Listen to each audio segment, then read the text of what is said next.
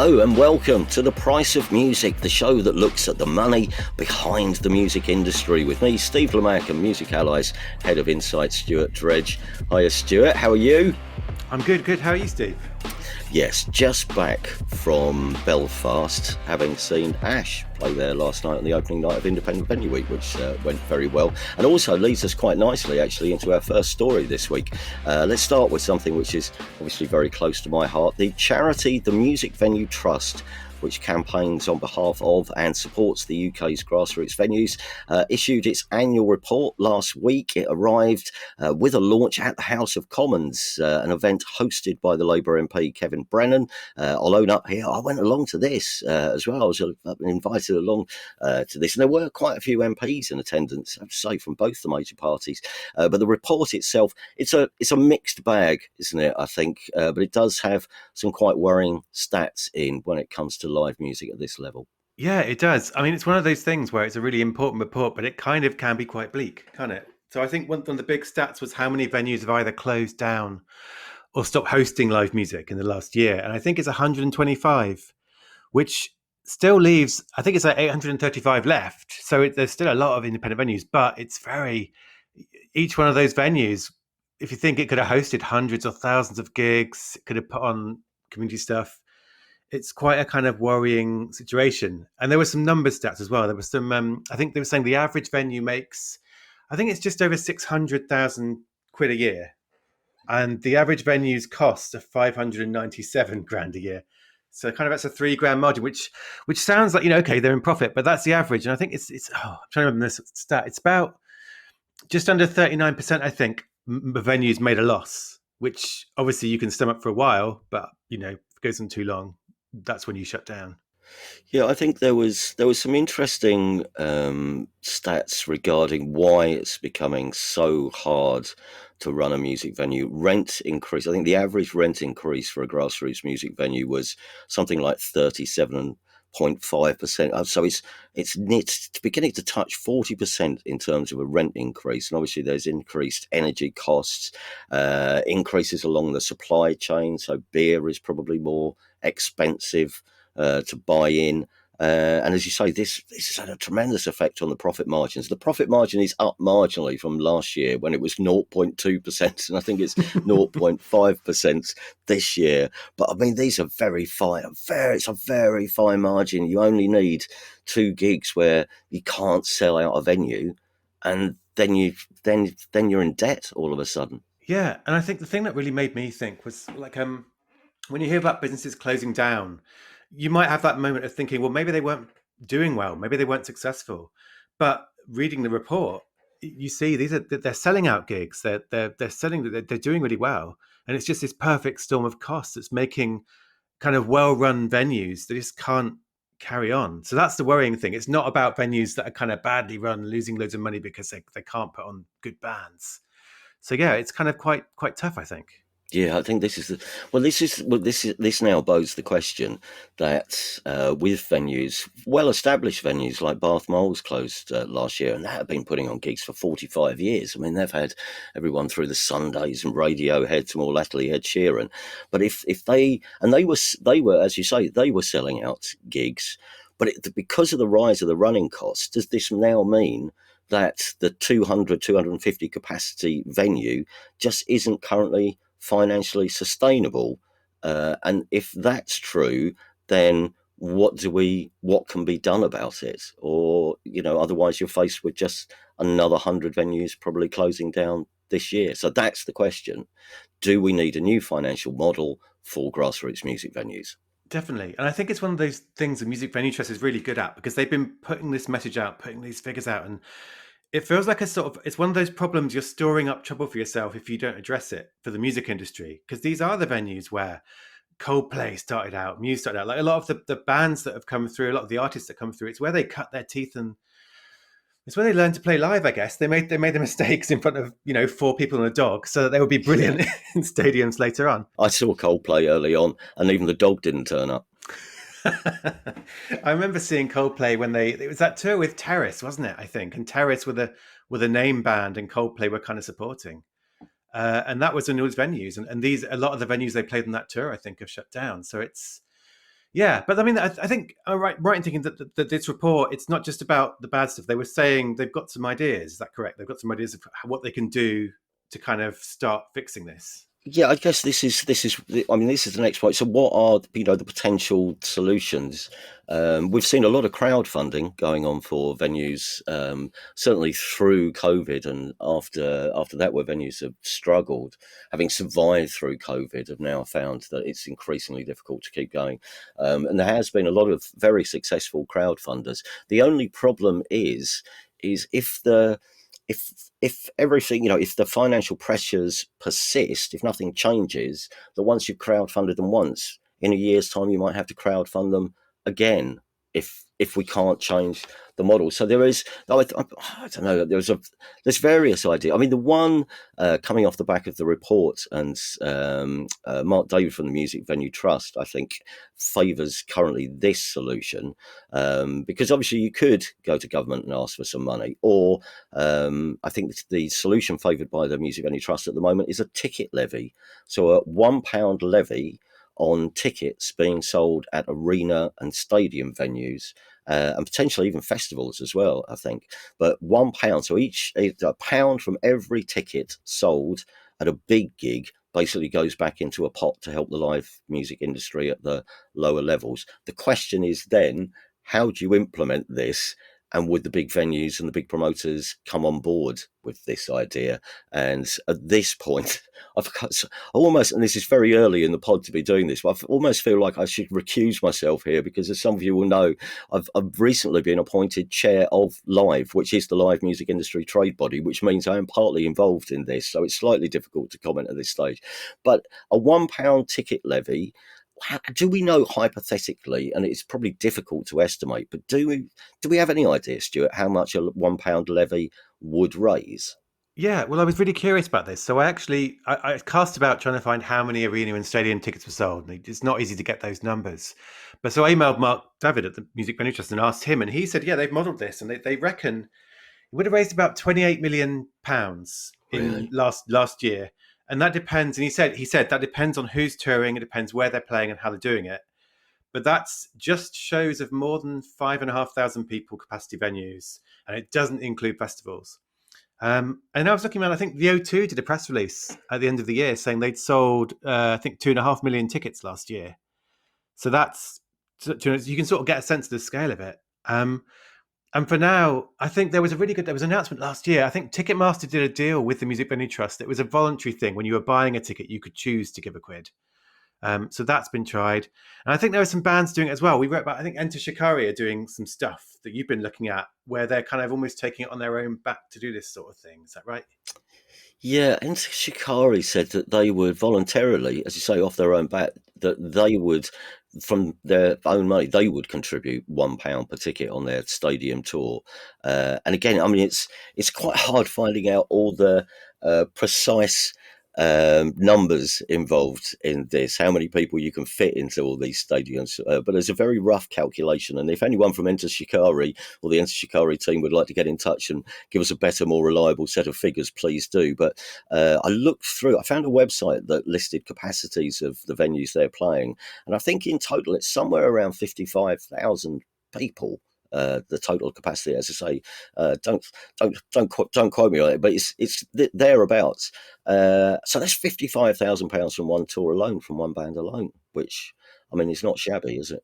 No, and I think this is the thing. This is a good thing. I think we're seeing artists kind of coming out and seeing this problem and trying to talking about it and doing something about it, and that's going to be big. I think. I think that the artists who remember where they came from playing those venues, they're going to have a really good role to play in this. I think, of kind of getting everyone thinking about what happens if these venues go. And yeah, I mean, I don't envy you really having to sort of balance the big, the big. But it's weird. I mean, in a way, it mirrors that debate in football, doesn't it? I suppose, if like the Premier League's doing so well, so how should that money be passed down the levels? We almost have that same situation here of like, how can we preserve those independent venues they are so important, like such an important thing. I can't the bands I went to see in tiny venues when I was kind of just getting into music, and most of them have went on to do nothing at all. I wasn't really a bit, but some of them did. Some of them are the ones who kind of made loads of money for their record labels and made loads of money for venues and did really well. And I think we need to preserve that. But so I hope that this kind of campaign goes somewhere. I think as well, it's important to emphasise that just, again, coming back to why some venues might be closing or struggling, it's not because it's a bad night out. It's not because they're doing badly.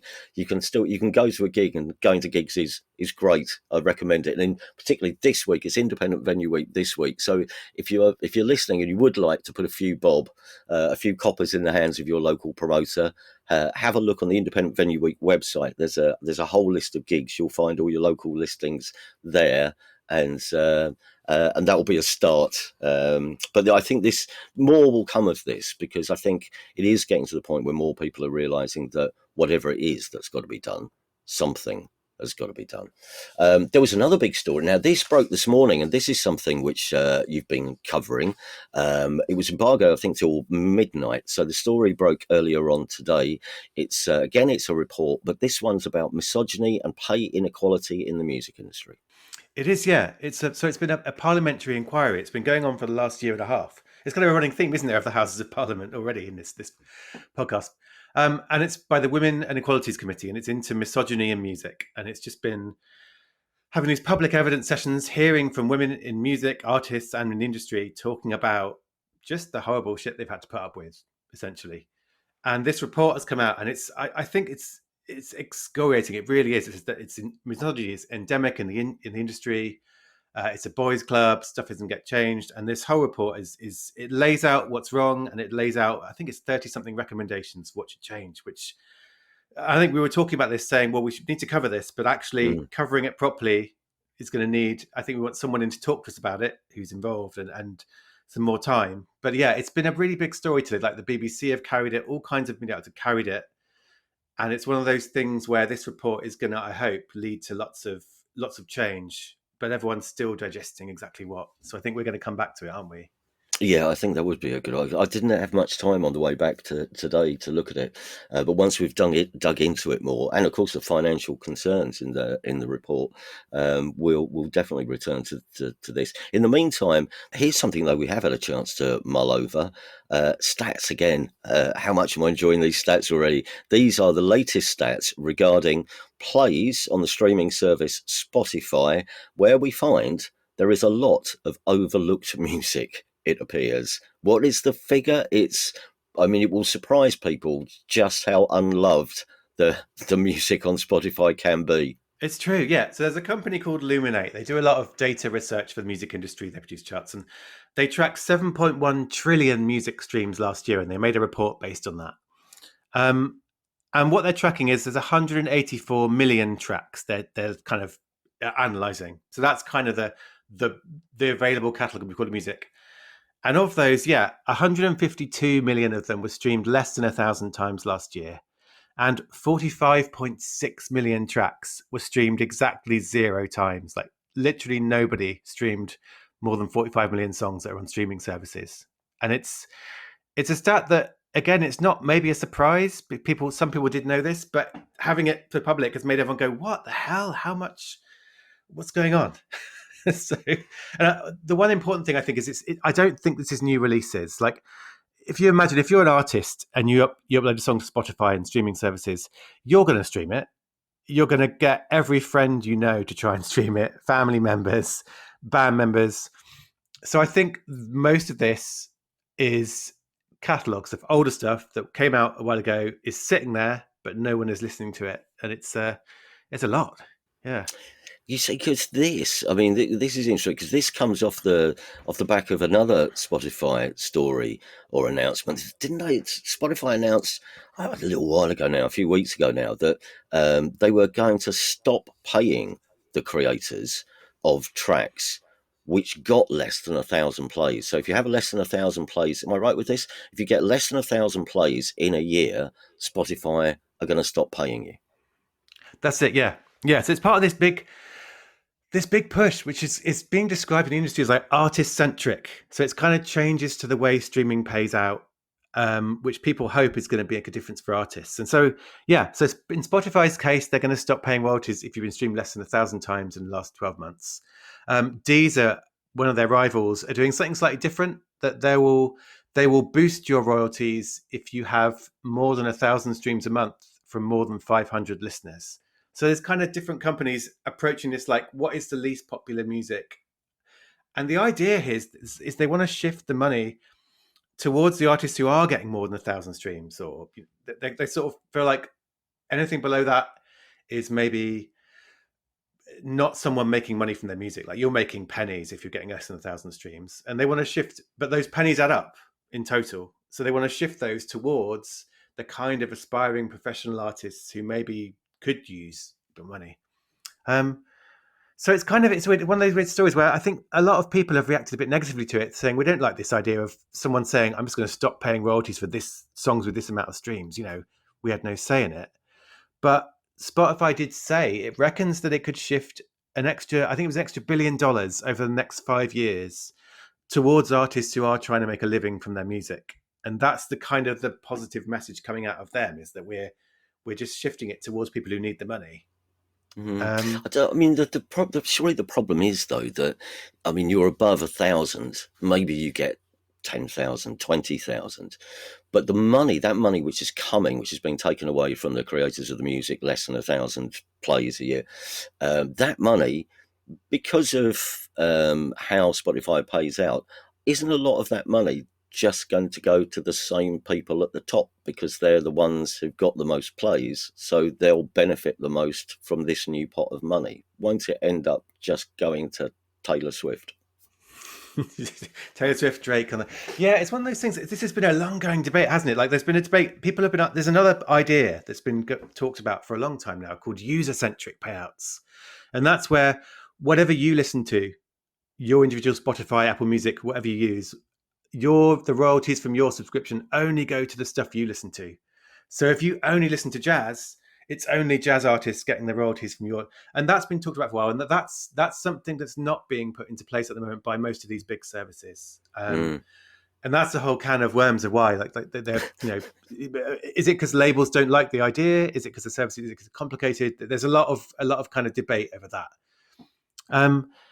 But yeah, I think it's one of those things, really. I mean, I've been covering streaming music since Spotify launched in 2008.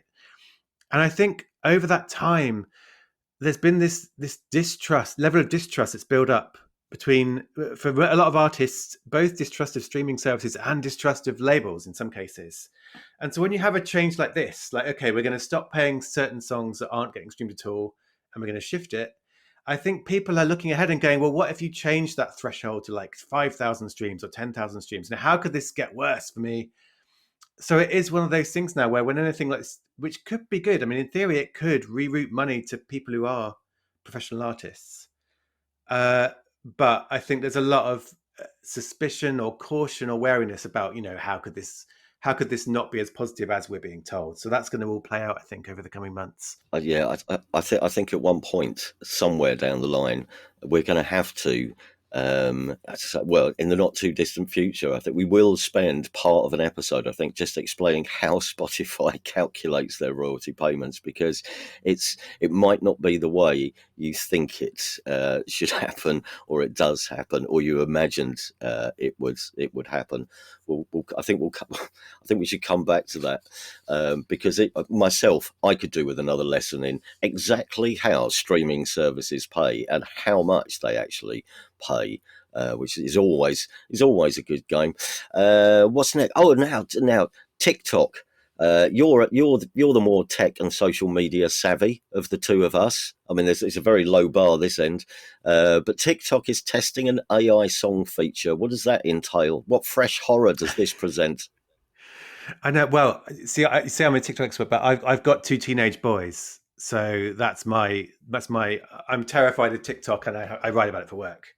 But yeah, so this is a test, and it was spotted in the wild, and actually, since it was found, it's been removed, and it's not happening at the moment. So there was some negative headlines, and they stopped it. But basically, what it was if you were on TikTok and you had access to this feature, you could type in some lyrics, and it would turn them into an objectively terrible song, or, well, the ones that have been published and sort of shared sounded terrible.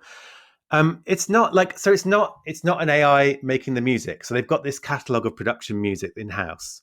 So what the AI is doing is turning a lyrics into generating lyrics for people, and then picking the piece of music they go with and like packaging it into a song. And there were some really funny ones sort of shared where you go, goodness, I'm not going to ever listen to that again if I can help it.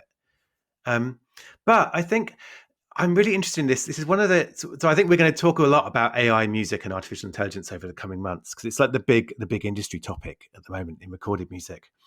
But this is one of the areas I think is quite fun. Like if you're on social media, if you're on TikTok, if you're on Instagram, wherever, and you've got some way to create songs to share with friends, like it might be someone's birthday or your mate's football team has just been hammered, and you're like, I know, I'm going to create a song all about this event, and they're going to have some kind of AI tool to help me do it.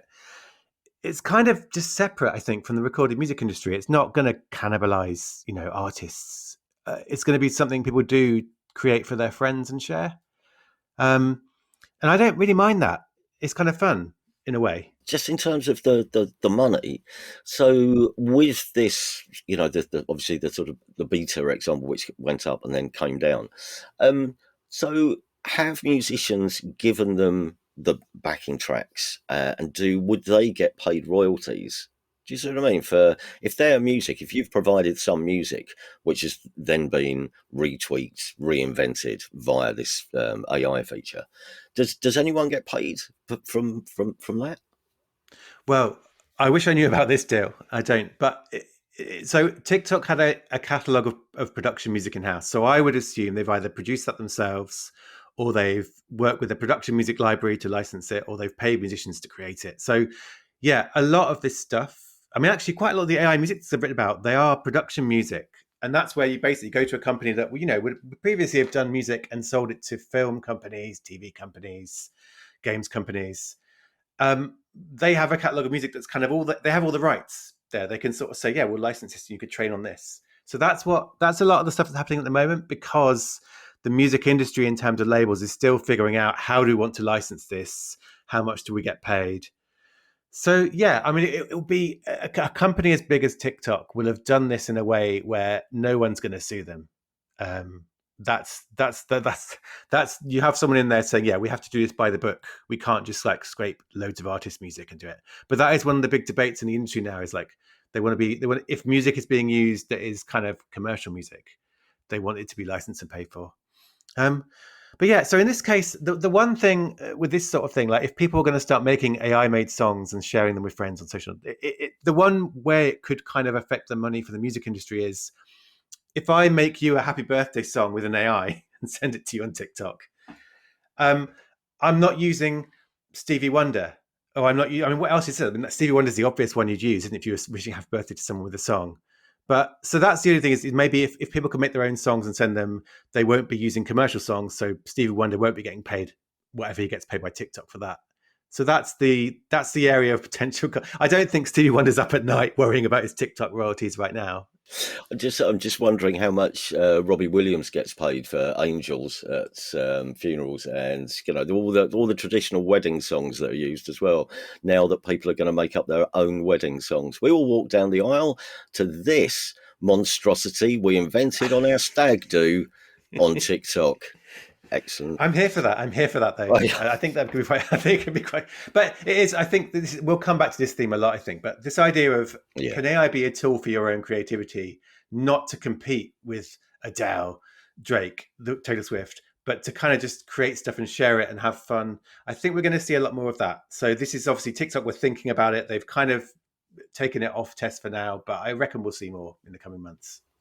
Talking of suing, we do have a very good potential court story in a second. But we wanted to mention this, though. This is not exactly the price of music, because this is free music.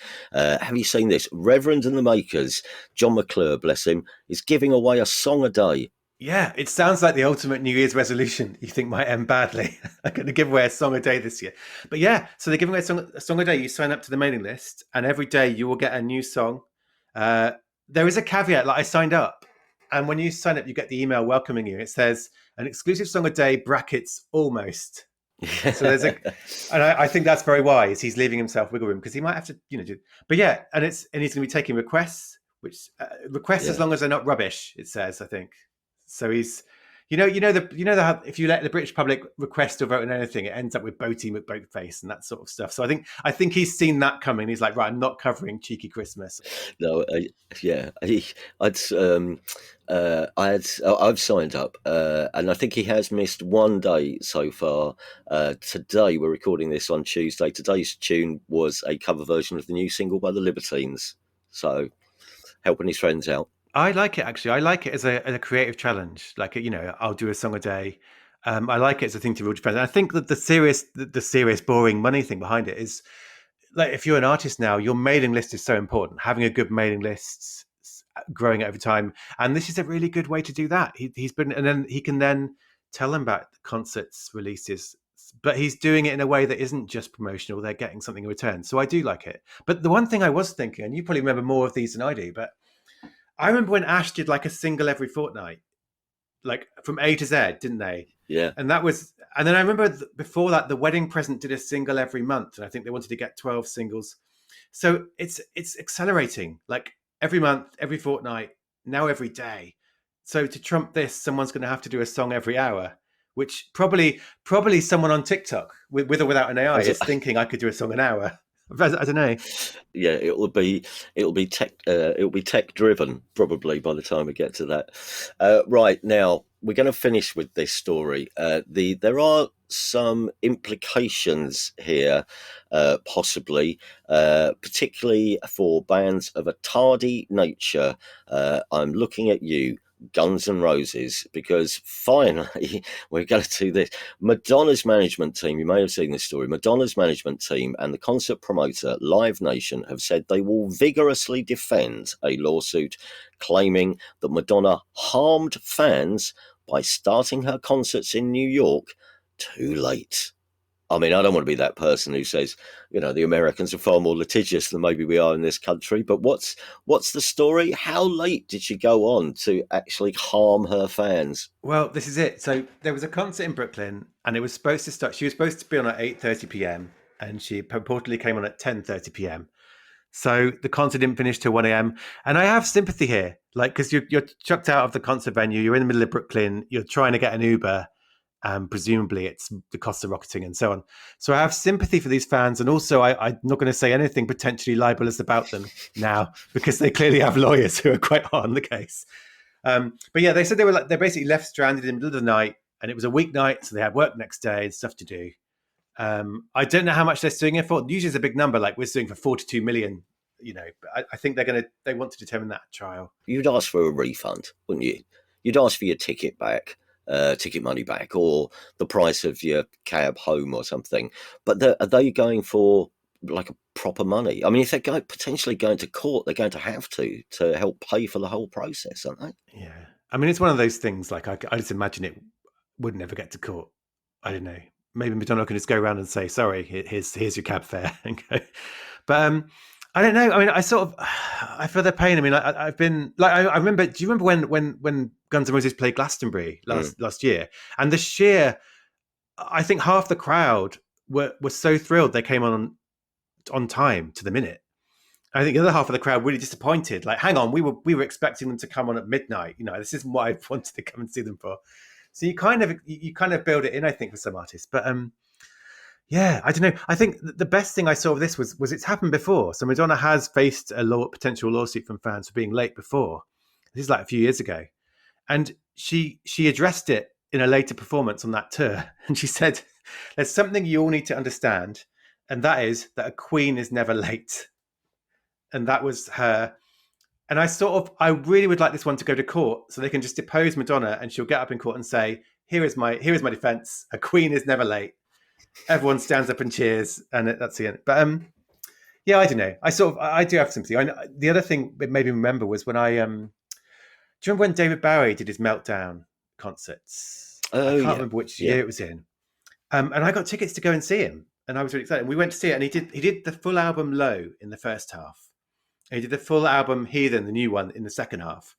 And it was very clear that the encore was going to be hits.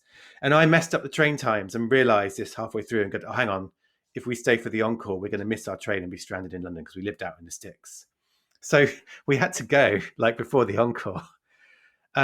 And I just remember I was sat next to someone who looked and dressed like a young David Bowie, like, a super fan who's a proper, and he was the aghast look on his face at us leaving before David Bowie's and come back on and play loads of hits. But that was entirely my fault. It wasn't David Bowie's fault. Like, he could have sued me potentially for kind of leaving. I mean, yeah, we've all. I mean, I remember particularly when I used to go to a lot of gigs in Hammersmith while I was still living out in Harlow. And so you've got to get a train in. So you're at the mercy of the last train from Liverpool Street Station. And if you're going to Hammersmith, that's a lot of tube stations you've got to get to.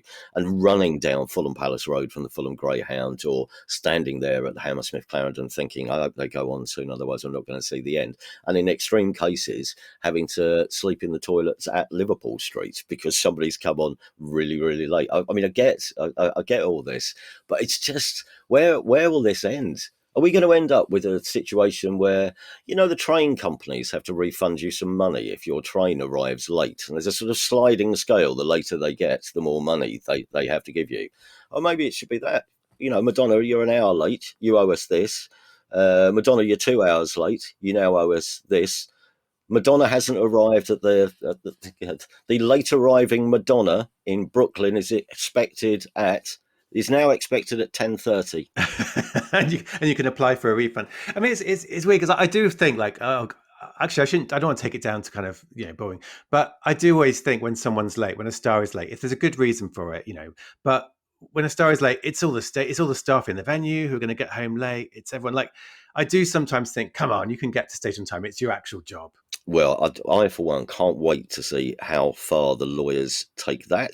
And that's where we'll have to leave it for this week. But thank you very much for listening, everybody. And if you have enjoyed the show, please do subscribe to us in your podcast app and give us a review if you can, and a rating, or maybe even tell a couple of other people about it if you liked it. We'll be back next week. If you have a question you'd like answered, by the way, on the show, if you have any music-related money matters you'd like explained, or queries we might be able to help you out with, or you've got any additional information or stories you think we might be interested in, the email address, Stuart, it's thepriceofmusicpodcast @gmail.com. It's thepriceofmusicpodcast @gmail.com from us, though, for this week. Thank you very much. Cheerio.